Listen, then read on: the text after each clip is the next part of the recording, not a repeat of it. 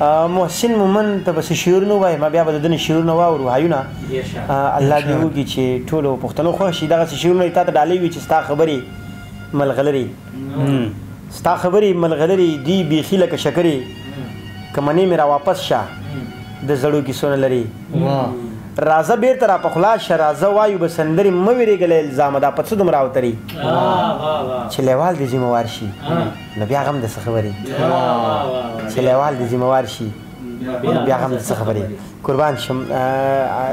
محسن شعرونه را سره شریک کړ شعرونه دي چې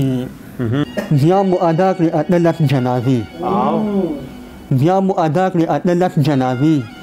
زمونږ د کار څه دی خو بس جنازې بیا مو ادا کړي اتلس جنازې زمونږ د کار څه دی خو بس جنازې مخلونه ستا هېڅ حیثیت نشته دی مخلونه ستا هېڅ حیثیت نشته دی مخلونه ستا هېڅ حیثیت نشته دی هسې په روډ مه ږده بس جنازې هسې په روډ مه ږده بس جنازې مخلونه ستا هېڅ حیثیت نشته دی هسې په روډ مه ږده بس جنازې ډېر بې دردۍ څه چا وجلې و نن ډېر خفه کړم د یو کس جنازې ډېر بې دردۍ څه نن ډېر خفه کړم د یو کس جنازې دم له به ورځم او دعا له به ورځمه دم له به ورځم او دعا له به ورځمه مخونه چېرته ښه شانتې ملا له به ورځمه ما دې شپږته پیرې زاري وکړه چې راشه هسې نه خفه نه شي سبا له به ورځمه ما دې شپږته پیرې زاري وکړه چې راشه هسې نه خفه نه شي سبا له به ورځمه موږ ته چې دا څه روان دي څه کېږي دا ولې چا نه تپوس وکړه او چا له به ورځمه په موږ کې چې دا څه روان دي موږ ته چې دا څه روان دي څه کېږي دا ولې چا نه تپوس وکړم او چا له به ورځمه په ډېره موده پس راته اشنا خبرې وکړې دا ځکه بیا چا ته په خندا خبرې وکړې دا څنګه دیدن و دا څنګه ملاقات و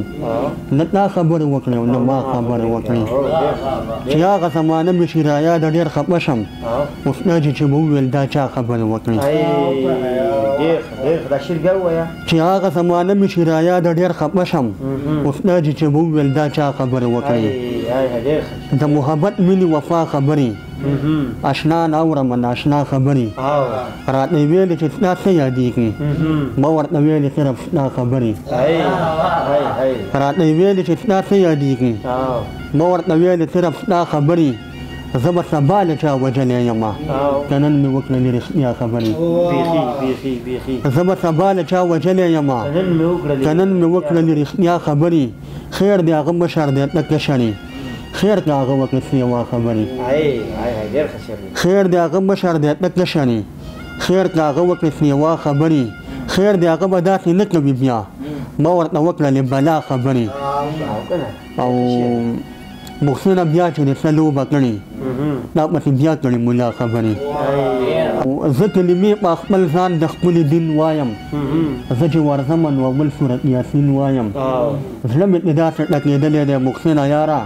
څوک چې خیرې ورپسې کوي زه پرې امین وایم